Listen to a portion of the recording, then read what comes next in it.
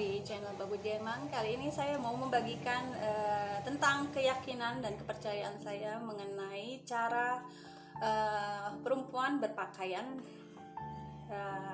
sesuai dengan iman dan kepercayaan saya ya. Jadi setiap kepercayaan atau agama atau keyakinan pasti berbeda-beda ajarannya, dan kita meyakini apa yang kita yakini ya. Jadi karena berbeda-beda, kita tidak mengharuskan setiap orang punya keyakinan yang sama dengan kita gitu kan. Jadi saya bahas di sini karena pemahaman saya dulu dengan sekarang agak berbeda ya, karena dulu itu saya sangat bisa dibilang konservatif ya, dari cara berpakaian gitu ya. Saya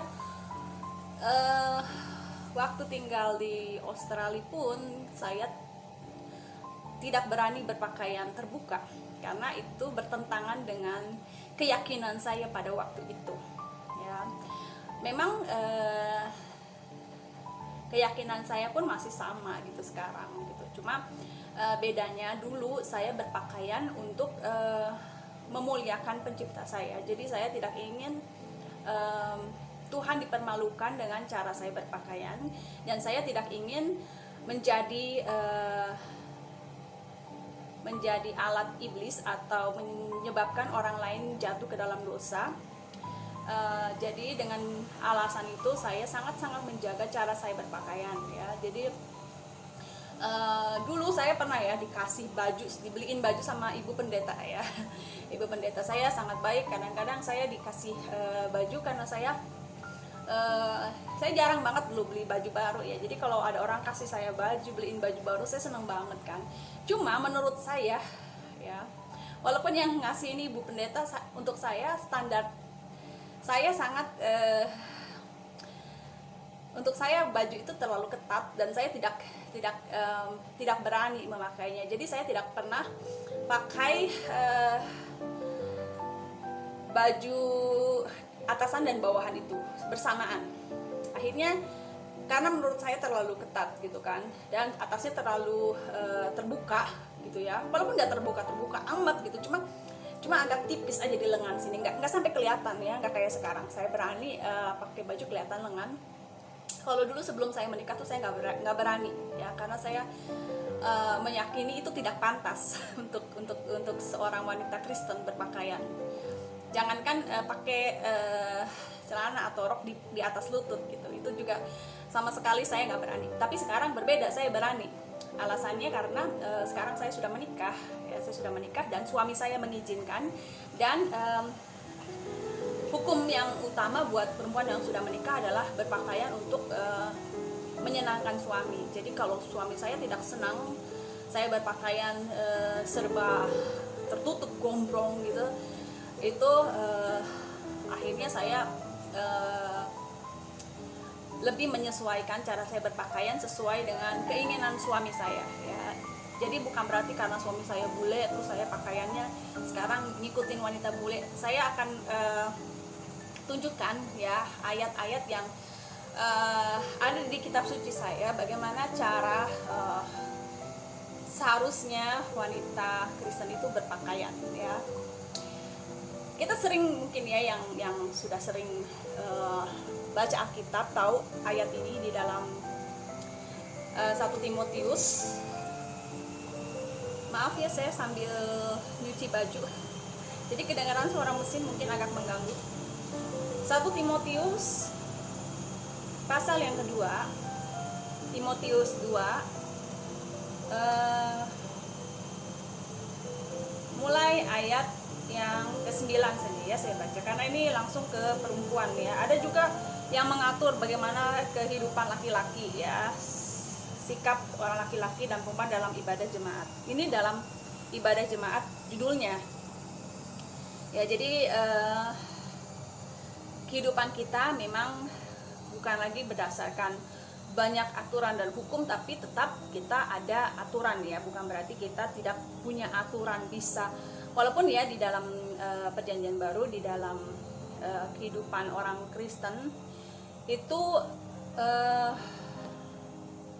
sebenarnya bebas ya, nanti ada juga ayatnya ya, bebas, tapi segala sesuatu itu memang dibolehkan, tapi tidak segala sesuatu itu bermanfaat atau membangun gitu. Jadi walaupun sebetulnya kita sah-sah aja dalam hal berpakaian, kita punya kebebasan, dalam hal makan dan minum kita punya kebebasan, tetapi ada hal-hal yang sebaiknya demi orang lain itu kita hindari, begitu kan.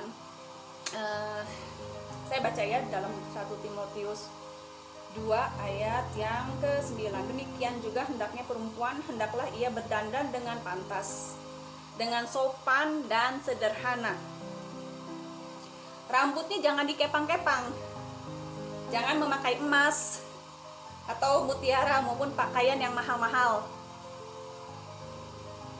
Tetapi hendaklah ia berdandan dengan perbuatan baik, seperti yang layak bagi perempuan yang beribadah.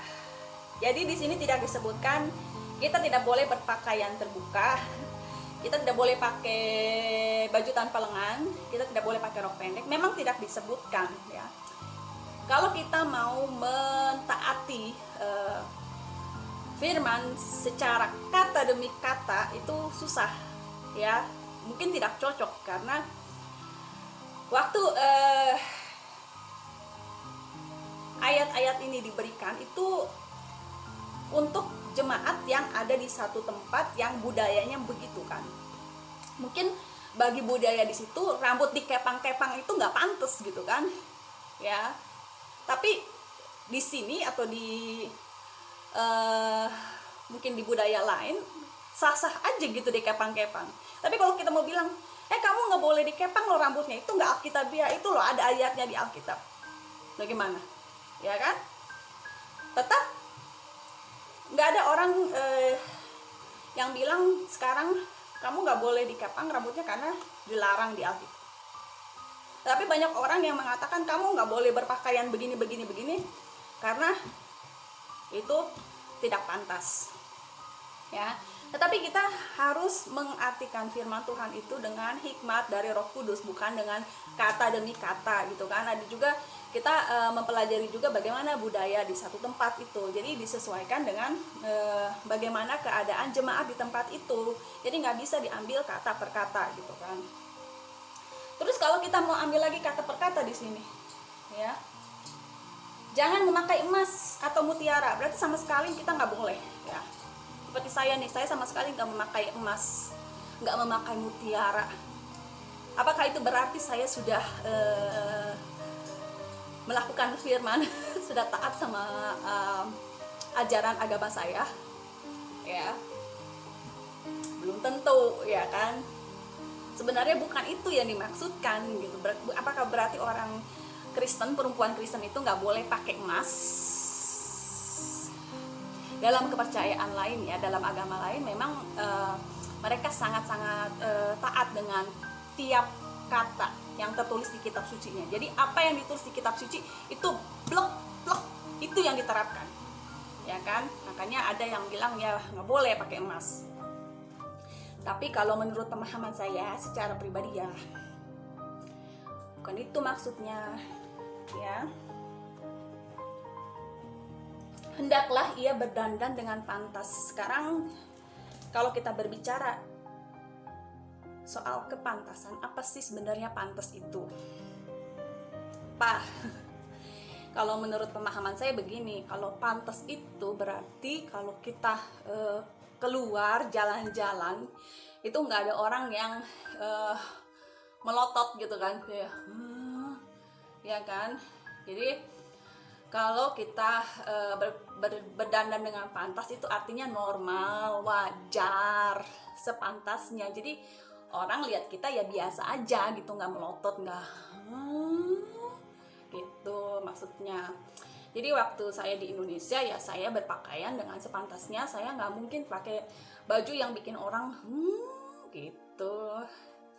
Tapi sekarang mungkin beda karena kondisi saya juga sudah tua, sudah emak-emak. Saya yakin walaupun saya berpakaian seperti ini ya, apalagi di Jerman, nggak ada orang yang merasa heran gitu kan. Jadi menurut saya ini sudah pantas. Tetapi dulu ya saya pernah tegur juga adik ipar saya karena dia ke gereja dengan pakaian yang tidak pantas gitu. Karena menurut saya ya kalau dia jalan otomatis semua mata akan tertuju sama dia. Itu sudah menunjukkan bahwa dia berpakaian tidak pantas karena orang lihat dia kayak heran gitu kan.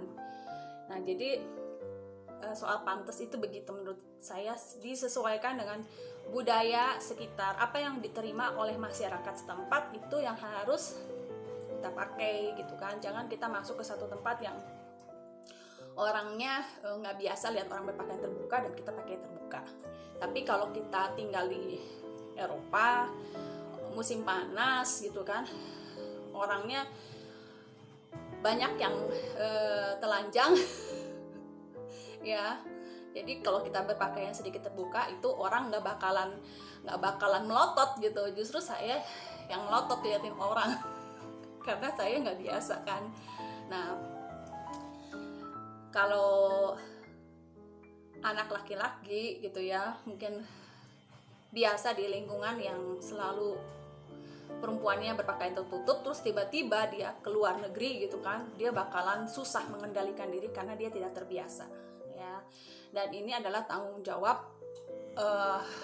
ya orang itu, anak itu, laki-laki itu. Bukan berarti masyarakat yang di luar negeri yang harus memaklumi si laki-laki yang nggak bisa mengendalikan diri ya, tetapi dia yang harus mengendalikan dirinya kalau menurut saya ya. Karena ya namanya orang di Eropa memang begitu kan, pakaiannya serba terbuka gitu. Jadi kalau anak kita yang laki-laki kesulitan mengendalikan diri, berarti ya itu urusan dia, bagaimana dia berurusan dengan pengendalian dirinya dengan dosa-dosa yang memang harus dia deal with gitu ya. Dia saya nggak tahu bahasa Indonesianya ya. Setiap orang memang bertanggung jawab atas pikirannya, atas hatinya ya, bukan lantas melempar tanggung jawab sama orang lain gitu. Jadi saya berdosa gara-gara dia gitu, enggak kalau menurut saya ya. Tetapi bagi kita ya yang lebih dewasa bisa memang membantu ya. Saya waktu saya masih gadis juga saya berusaha membantu teman-teman saya cowok-cowok untuk tidak berdosa dengan menjaga cara saya berpakaian ya. Itu saya merasa adalah tanggung jawab saya, bagian saya.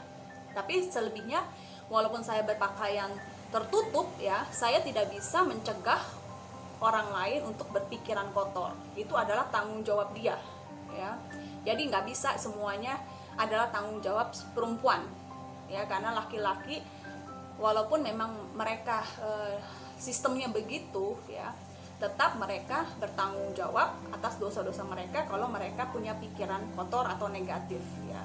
Karena tidak bisa selalu menyalahkan perempuan kalau menurut saya begitu ya, karena tidak pernah dituliskan di dalam Alkitab bagaimana perempuan harus memakai baju yang menutup aurat gitu kan, tidak ada di situ. Dan kalau kita lihat ketika manusia pertama diciptakan, Adam dan Hawa, mereka berjalan-jalan dalam keadaan telanjang. Jadi Allah menciptakan manusia ya memang sesuai dengan gambar dan rupanya, dan tidak pakai baju gitu. Jadi seperti binatang, kalau kita mau bilang ya, seperti manusia seperti binatang waktu di Taman Eden itu, mereka berjalan-jalan di dalam keseharian mereka tidak pakai sehelai benang pun, dan mereka tidak merasa malu gitu. Sama aja mereka bergaul dengan binatang-binatang keliaran begitu kan. Memang begitu fitrahnya waktu mereka diciptakan sebelum jatuh ke dalam dosa, memang begitu gitu kan. Jadi apa yang menyebabkan manusia pertama itu mulai merasa malu ketika mereka menyadari bahwa mereka telanjang? Itu ketika manusia itu jatuh ke dalam dosa ya. Jadi dosa yang menyebabkan itu manusia punya perasaan malu, dan baru mereka menutupi tubuhnya yang telanjang dengan daun-daunan ya. Jadi ya, Kalau kita sudah dilepaskan dari tubuh yang penuh dosa ini, kita tidak perlu merasa malu, tidak perlu pusing tentang pakaian. Jadi sebenarnya tidak perlu ada diskusi atau ya kalau di Alkitab bilang kita jangan berdebat tentang hal-hal yang sifatnya kurang penting, karena menurut keyakinan kami ya, kepercayaan kita, soal berpakaian ini tidak menyebabkan seseorang dihukum di neraka gitu. Jadi itulah keyakinan kami, bahwa ada hal-hal yang menentukan seseorang masuk surga atau masuk neraka, dan itu bukan soal pakaian, bukan soal makan minum ya. Tetapi memang ada hal-hal yang mengatur kehidupan jemaat ya, bagaimana seharusnya kita hidup ya. Dan saya mau fokus bukan dengan cara berpakaian luaran, bagaimana cara berdandan secara luar. Seperti yang tadi saya sebutkan, kalau kita fokus sama yang di luar, berarti rambut dikepang-kepang nggak boleh, pakai emas, pakai anting, mutiara, kalung, itu nggak boleh ya. Terus pakai pakaian yang mahal-mahal itu pun dilarang ya. Kalau kita mau bilang, berarti kalau orang yang pakai baju mahal-mahal itu bakalan masuk neraka. Kalau penafsirannya begitu misalnya. Tapi itu bukan penafsirannya. Jadi bolehkah orang Kristen perempuan pakai baju mahal? Silakan Anda bertanya sama Tuhan, berdoa ya. Kalau saya sudah berdamai dengan itu, karena saya memang tidak suka pakai pakaian mahal ya. Tapi bukan karena itu, bukan karena saya ditulis di sini di Alkitab dan saya menerapkannya gitu. Memang saya punya pemahaman bahwa pakaian mahal itu memang tidak perlu gitu kan. Itu memang sesuai dengan karakter saya yang tidak suka sama pakaian mahal. Dan juga menurut saya nih ya, ini Alkitabiah kenapa? Ya bukan karena cuma ditulis perempuan tidak boleh berpakaian mahal, karena begini masalahnya, uang yang kita pakai buat beli baju mahal itu sebenarnya bisa dipakai untuk hal lain ya. Jadi saya percaya kita bertanggung jawab untuk setiap rupiah yang kita pergunakan. Apakah setiap rupiah itu kita pergunakan untuk di dunia ini ataukah untuk kekekalan yang punya nilai kekekalan? Itu adalah sesuatu yang harus kita pertanggungjawabkan di hadapan Tuhan. Itu pemahaman saya, itu sebabnya saya tidak suka membeli pakaian mahal ya. Tapi soal pakai emas atau perhiasan atau mutiara, itu juga bukan gaya saya gitu. Jadi bukan karena saya mau taat bener sama apa yang ditulis di kitab suci saya, makanya saya nggak pakai emas atau mutiara gitu ya. Mudah-mudahan bisa dipahami ya sampai di sini ya. Jadi saya mau fokus pada ayat berikutnya yang menjelaskan jadi bagaimana seharusnya wanita Kristen itu berdandan ya. Yang pertama dengan pantas, tadi saya sudah bahas bagaimana pantas itu ya. Bukan berarti semua ditutup dari ujung rambut sampai ujung kaki ditutup, cuma mata yang kelihatan ya.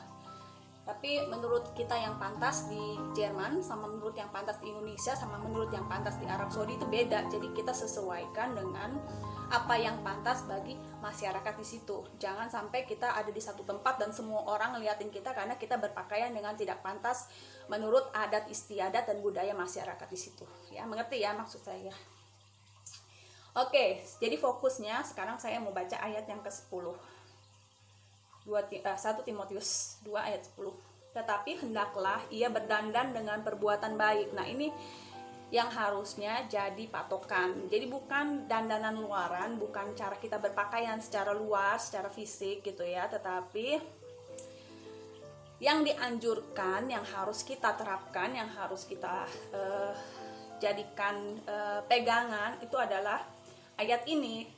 Hendaklah ia berdandan dengan perbuatan baik gitu. Jadi menurut saya sesuai ayat ini, firman Tuhan ini mengatakan bahwa wanita Kristen itu harus fokus bukan pada pakaian, bukan pada perhiasan, bukan pada make up, tapi fokusnya adalah bagaimana dia hidup dengan memuliakan penciptanya, yaitu dengan berbuat baik. Dengan perbuatan baik itu menjadi gaya hidup wanita Kristen ya harus menunjukkan bahwa ia adalah seorang Kristen dengan selalu berbuat baik, seperti yang layak bagi perempuan yang beribadah. Ya, jadi ibadah kita itu kelihatan bukan kalau kita rajin ke gereja gitu ya, tapi dengan selalu berbuat baik. Ya, bagaimana kita dikenal oleh orang-orang di sekitar kita? Apakah orang-orang di sekitar kita kalau berbicara tentang kita bilang, oh saya tahu dia orang baik gitu kan? Nah, itu adalah cara kita berdandan gitu ya. Kalau orang melihat kita, ya orang itu tahu bahwa kita orang Kristen ya, dan kita dikenal sebagai orang yang baik ya, yang selalu menjaga tutur kata kita, yang selalu berusaha untuk membantu orang lain gitu kan. Jadi itu yang harusnya jadi fokus kita ya, bukan pusing lagi mau kelihatan wah ya, tapi fokusnya adalah kita hidup untuk memuliakan ya pencipta kita, memuliakan Tuhan kita gitu ya. Jadi memang pemahaman tiap orang berbeda ya, dan ini adalah pemahaman saya. Mudah-mudahan ini bisa dimengerti gitu ya, kenapa sekarang saya berpakaian seperti begini. Dulu saya enggak ya, dulu saya di Australia aja musim panas saya pakai baju tangan panjang gitu ya, saya lebih rela keringetan karena pemahaman saya waktu itu beda. Sekarang saya lebih merasa leluasa gitu ya, merasa bebas, karena untuk saya begini praktis dan suami saya tidak keberatan, dan juga orang-orang di sekitar saya tidak memandang saya dengan aneh, karena bagi mereka yang saya pakai adalah pantas ya. Dan juga untuk saya sendiri akhirnya sekarang saya punya nggak lagi dihakimi oleh hati nurani saya gitu ya. Ada satu lagi yang mau saya bahas di sini ya, di dalam Roma ayat 14 ya. Roma 14. Terimalah orang yang lemah imannya tanpa mempercakapkan pendapatnya. Yang seorang yakin bahwa ia boleh makan segala jenis makanan, tetapi orang yang lemah imannya hanya makan sayuran-sayuran saja. Siapa yang makan janganlah menghina orang yang tidak makan, dan siapa yang tidak makan janganlah menghakimi orang yang makan, sebab Allah telah menerima orang itu. Siapakah kamu sehingga kamu menghakimi hamba orang lain? Entahkah ia berdiri, entahkah ia jatuh, itu adalah urusan tuannya sendiri. Tetapi ia akan tetap berdiri karena Tuhan berkuasa menjaga dia terus berdiri. Yang seorang menganggap hari yang satu lebih penting daripada hari yang lain, tetapi yang lain menganggap semua hari sama saja. Hendaklah setiap orang benar-benar yakin dalam hatinya sendiri. Jadi di sini dijelaskan bahwa pemahaman orang, keyakinan orang beda-beda gitu kan. Jadi yang penting tidak bertentangan dengan keyakinannya sendiri. Kalau ada orang yang berkeyakinan, aduh saya harus berpakaian tertutup, kalau saya tidak berpakaian tertutup saya bakalan dihakimi, saya bakalan masuk neraka gitu kan. Itu adalah keyakinannya gitu kan. Jadi ya dia melakukan apa yang sesuai dengan keyakinannya ya, tetapi bukan berarti orang lain yang tidak punya keyakinan yang sama juga harus begitu kan. Untuk saya yakin walaupun saya berpakaian begini, saya tidak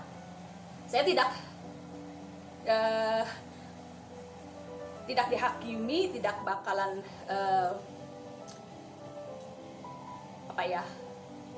harus dihukum karena cara saya berpakaian gitu. Jadi itulah keyakinan saya. Oleh sebab itu saya sekarang berpakaian seperti begini karena saya mempunyai keyakinan yang berbeda dengan saya yang dulu gitu kan.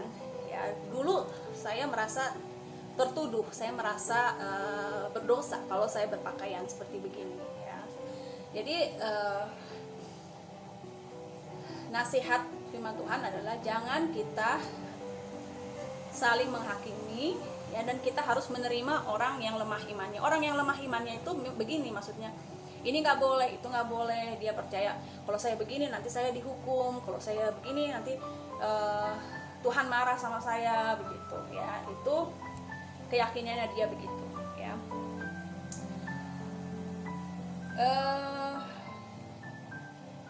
Nih ayat yang ke-8, sebab jika kita hidup untuk Tuhan, dan jika kita mati untuk Tuhan. Jadi baik hidup ataupun mati kita dalam milik Tuhan ya.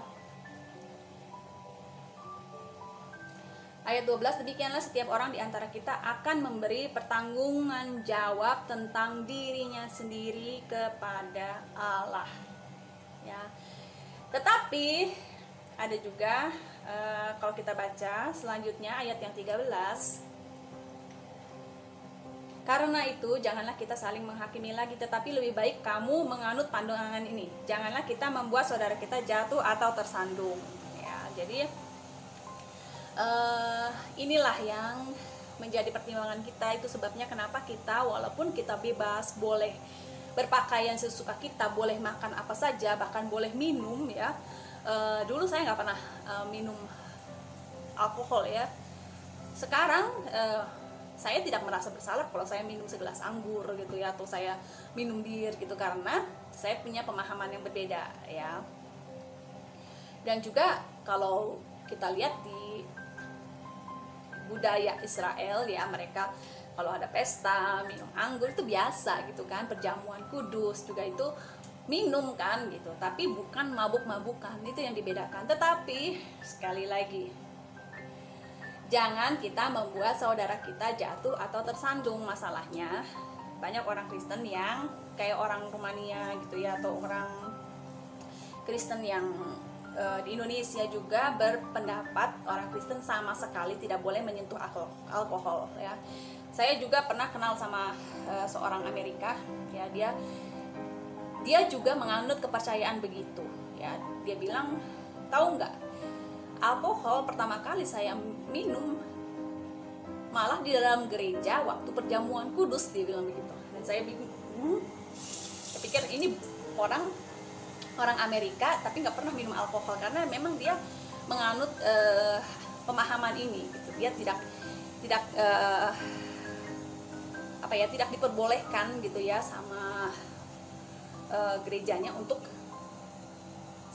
menyentuh alkohol sedikit pun. Bahkan kalau mau dibilang begitu berarti Yesus dan murid-murid juga salah dong karena minum anggur. Tapi bukan itu masalahnya gitu ya. Jadi itu karena pemahaman orang yang berbeda ya. Jadi ada gereja yang sama sekali ya tidak memperbolehkan atau punya pengajaran bahwa alkohol itu haram gitu kan. Atau di Alkitab ya beda ya. Alkohol tidak haram, yang haram itu mabuk-mabukan ya. Jadi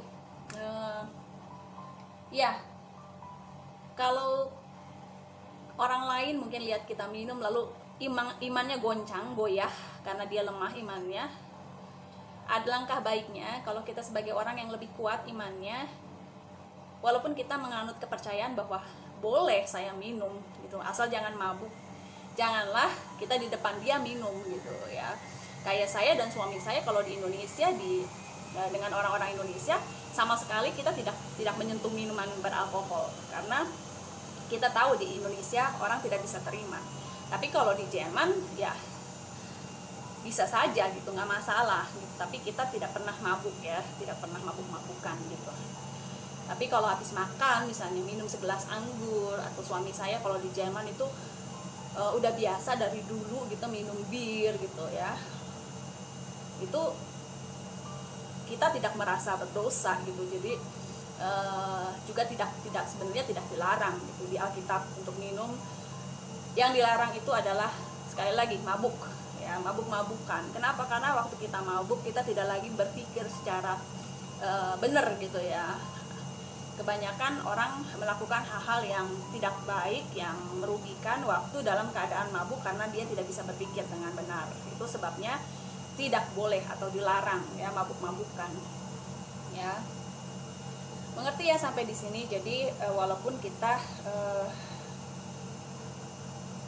merasa kuat, merasa bebas dalam kepercayaan kita, tapi demi orang lain yang lemah imannya, ya sebaiknya kita membatasi diri. Ya. Ini kalau mau baca lebih banyak lagi tentang ini bisa di dalam Roma ya, Roma ayat 14 dan 15 ini membahas tentang ini. Ya, pasal yang ke-15 itu judulnya orang yang lemah dan orang yang kuat. Ya.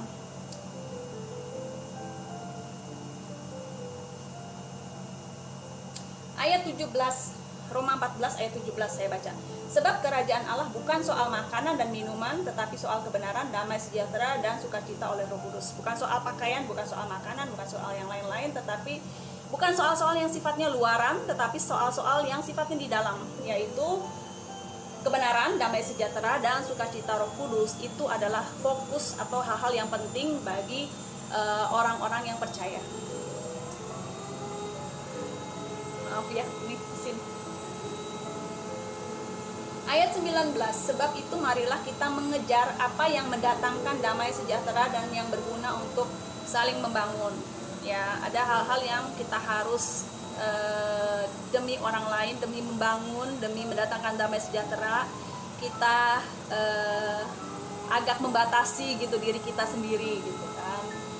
Ayat pertama pasal 15, kita yang kuat wajib menanggung kelemahan orang yang tidak kuat. Dan jangan kita mencari kesenangan kita sendiri gitu ya. Jadi walaupun di Indonesia suami saya itu pengen banget minum bir gitu ya, panas-panas gitu kan, kayaknya kalau minum bir yang dingin tuh enak gitu, seger gitu kan. Tetapi demi orang-orang di sekitarnya yang melihat ya, dia ngerem, membatasi dirinya gitu kan, meninggalkan kesenangannya gitu demi untuk itu gitu.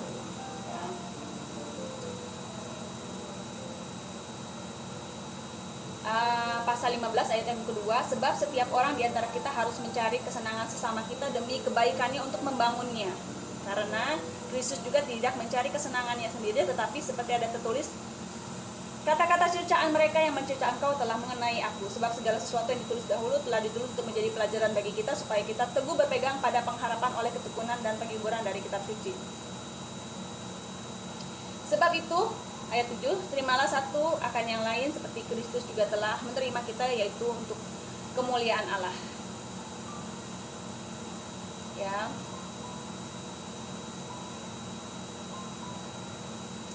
Jadi di sini kita bisa belajar bahwa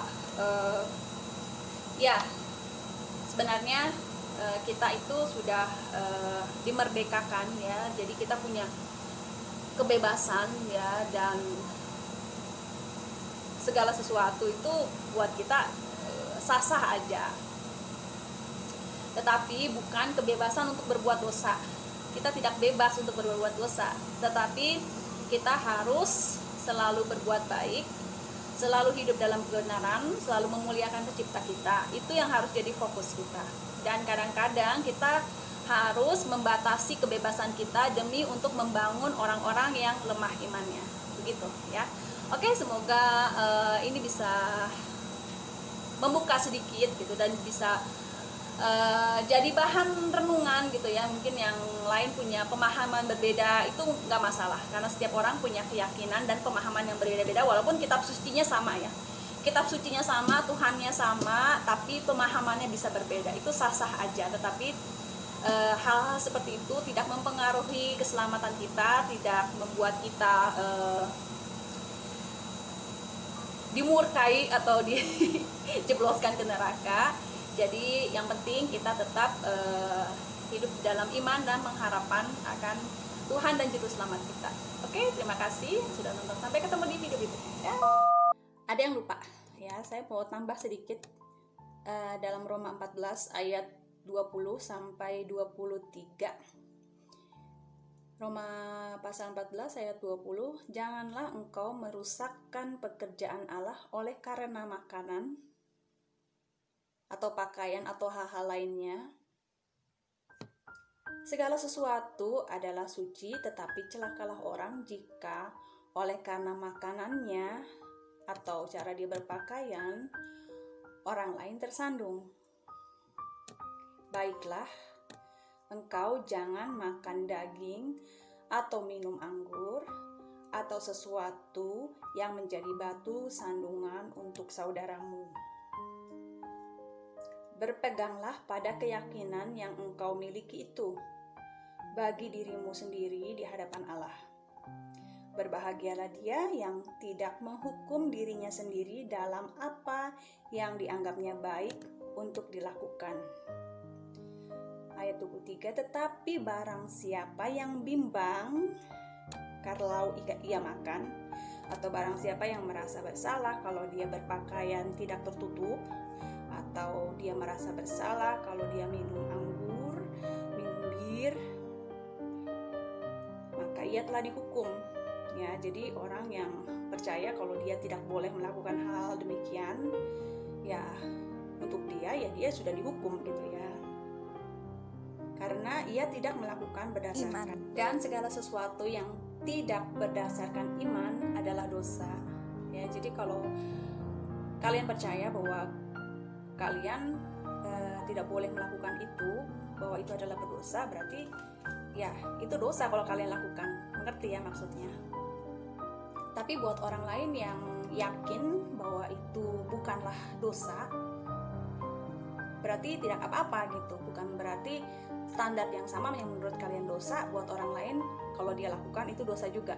Ya, jadi kita tidak bisa menghakimi, tetapi segala sesuatu itu berdasarkan keyakinan dan apa yang kita percayai.